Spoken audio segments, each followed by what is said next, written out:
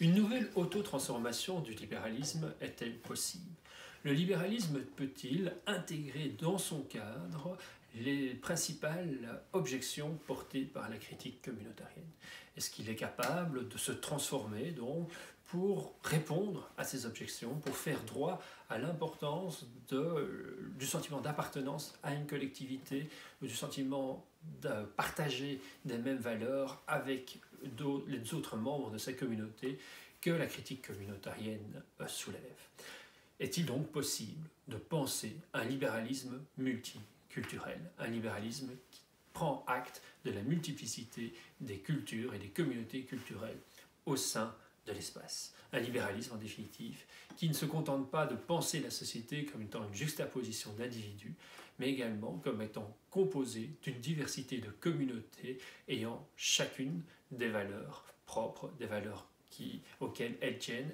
et des membres qui attendent que ces valeurs communautaires soient reconnues. Pour poser cette question, rappelons-nous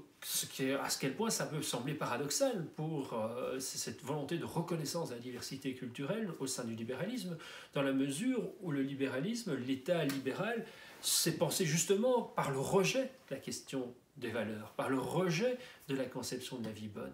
par l'idée que la manière de gérer le pluralisme des valeurs, la diversité des conceptions du bien au sein d'une société, c'était de les rejeter hors du champ du politique. C'était justement de dire que la mission de l'État était de ne pas se préoccuper de cette question-là, de la renvoyer à la sphère privée, mais au contraire de se concentrer sur la question du juste, sur la question de la répartition des ressources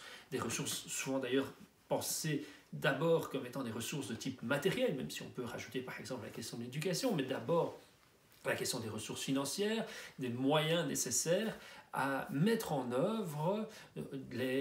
ces libertés, à poursuivre sa conception de la vie bonne. Donc l'État, il devait être neutre sur le plan axiologique, il devait se concentrer sur la répartition des ressources, de l'argent, donc des ressources monétaires, mais aussi peut-être des routes, de l'ensemble des droits fondamentaux qui structurent une société, mais qui sont chaque fois que des moyens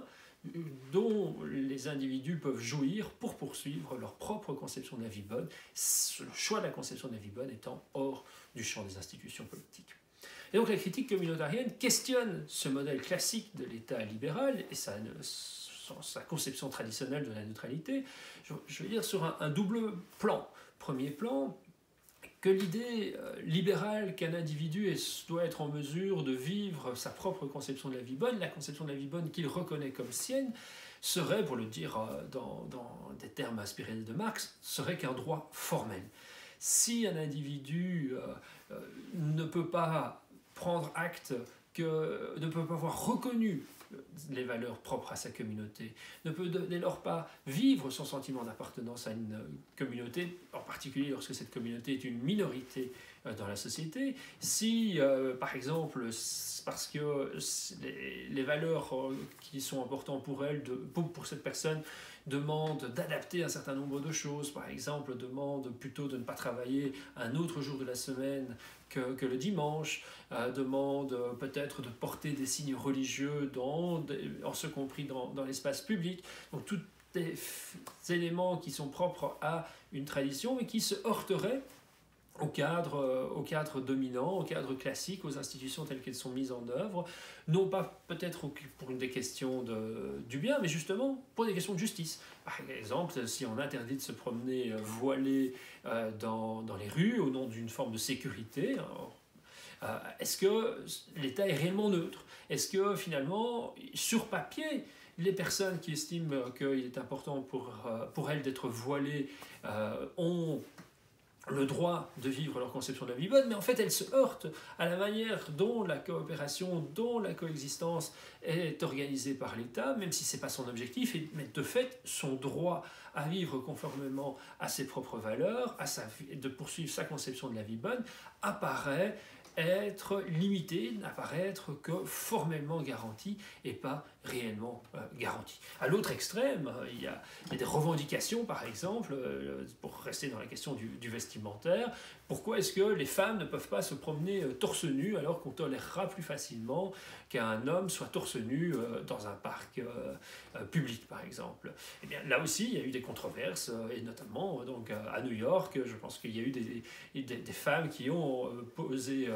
voulu se reposer torse nu, et elles ont été verbalisées et elles ont obtenu gain de cause pour faire sauter cette verbalisation, disant que ce règlement, considérant comme impudique une femme qui serait torse nu dans un espace public, était discriminatoire par rapport à ce qui était toléré pour les hommes. Voilà. Ce sont des exemples mais qui paraissent anodins, mais qui reflètent quand même bien ce qu'il y avait peut-être pour rendre intuitif l'idée communautarienne. Qu'est-ce qui permet de déterminer quelle est l'attitude qui est pudique, qui est impudique? Pourquoi est-ce que porter un t-shirt serait considéré comme le strict minimum dans certains usages, en tout cas pour les femmes? Mais peut-être qu'on pourrait dire également pour les hommes, il faudrait qu'on pourrait casser la discrimination comme ça. Donc il faut porter un t-shirt, sinon on serait considéré comme non décent. Par contre, le fait de devoir se voiler les cheveux, là par contre, ça ce ne serait pas une question de décence. Cette conception de la décence, les communautariens diront, on voit bien que ça dépend d'un cadre culturel, ça dépend d'une tradition, ça dépend de la manière dont les individus perçoivent ce qui est d'être pudique, d'être impudique, et que d'autres personnes, en fonction d'autres traditions, d'autres conceptions de ce qui est pudique, de ce qui est impudique, justifiées pour des raisons ou pour une autre, peuvent ne pas partager. Et dès lors que les principes de justice sont inévitablement marqués, au moins implicitement, de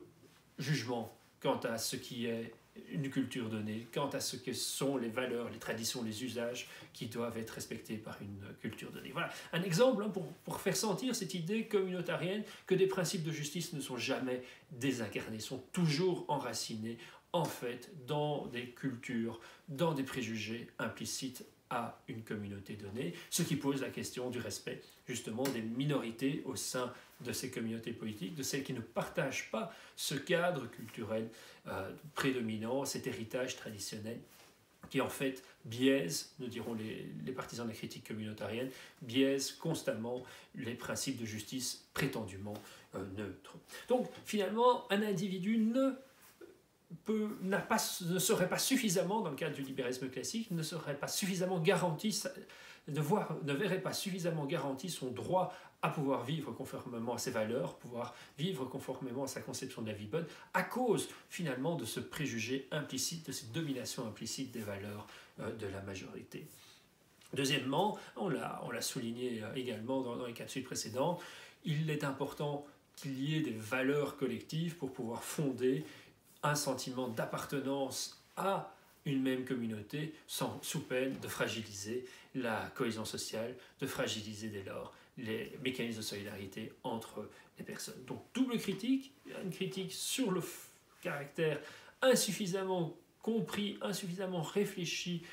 par les libéraux de ce qu'ils posent pourtant comme étant leur centre, la possibilité pour les individus de poursuivre leur conception de la vie bonne, et une critique quant à l'importance de l'identité collective pour fonder la cohésion sociale et justifier les mécanismes de solidarité interpersonnelle. Alors, ok, ça paraît être une critique assez radicale. On peut néanmoins se demander si certains libéraux ne pourraient pas dire que c'est essentiellement en fait une large part de malentendu. Et notamment que cette critique communautarienne, elle repose, comme je l'ai déjà suggéré, sur une forme de mécompréhension en comprenant comme étant des thèses descriptives ce qui sont des thèses descriptives. Pardon, comme étant des thèses descriptives ce qui sont des thèses prescriptives. Les libéraux ne prétendent pas que les individus forment leur identité in abstracto. Ils savent bien que les individus construisent leurs identités en étant marqués par un cadre culturel, en étant marqués par une inscription dans des relations sociales propres à des communautés plus ou moins fortement instituées, ou au contraire, des communautés faiblement instituées, mais en tout cas à un héritage familial, un héritage social, à un héritage traditionnel par rapport auquel ils vont se positionner. Simplement, ils vont dire ce n'est pas aux politiques de s'en occuper, et en tout cas les institutions politiques ne doivent pas refléter ce qui se passe dans le champ social. Et donc, ce serait une erreur de la part des communautariens de vouloir généraliser l'idée libérale que les institutions politiques doivent valoriser l'émancipation des individus, doivent valoriser la liberté individuelle au-delà du champ politique. De croire qu'être libéral signifie que aussi dans le champ social, on dit aux individus, vous devez vous émanciper de vos inscriptions sociales, vous devez vous émanciper de vos inscriptions religieuses, par exemple. Appartenir à une communauté religieuse, ce serait méconnaître votre liberté individuelle. Non, un libéral, il décrit simplement, un libéral politique, il décrit simplement quelles sont les institutions politiques, quelle est la mission de l'État. Elle ne juge pas, diront les libéraux, elle ne juge pas ce que les individus font dans leur sphère privée. Et si dans leur sphère privée ils veulent être communautariens, eh bien il n'y a pas d'objection tant que les institutions politiques, elles, sont libérales. Et donc, beaucoup de libéraux vont dès lors quand même se dire que ce renvoie simplement à la sphère privée. Cette dichotomie entre des institutions politiques qui doivent être neutres sur le plan des valeurs, tout en sachant qu'il peut y avoir un communautarisme social, est insuffisant. Il est insuffisant parce que ce communautarisme social, si l'État ferme les yeux sur ce communautarisme social, il ferme les yeux peut-être aussi sur des situations de domination, sur des situations d'inéquité, que ce soit entre les cultures majoritaires et les cultures minoritaires, mais potentiellement aussi au sein d'une culture où certaines pratiques seraient dès lors hors du champ de l'État, alors qu'elles posent un problème fondamental en termes de droits fondamentaux, en termes de respect des individus. Et donc il faut que l'État se préoccupe également de ce qui se passe dans le champ social. Il faut en particulier que l'État garantisse aux membres des communautés culturelles minoritaires qu'elles aient la possibilité de vivre authentiquement leur conception de la vie bonne, qu'elles aient la possibilité de mettre en œuvre, non seulement formellement, mais réellement, leurs droits à vivre conformément à leurs valeurs, conformément à leur conception de la vie bonne. Et cela demande peut-être des politiques qui ne soient pas simplement aveugles aux différences culturelles entre les individus, mais des politiques qui tiennent compte que tous les individus n'ont pas le même attachement culturel, n'ont pas la même inscription dans les mêmes communautés et en particulier peuvent faire partie de minorités culturelles.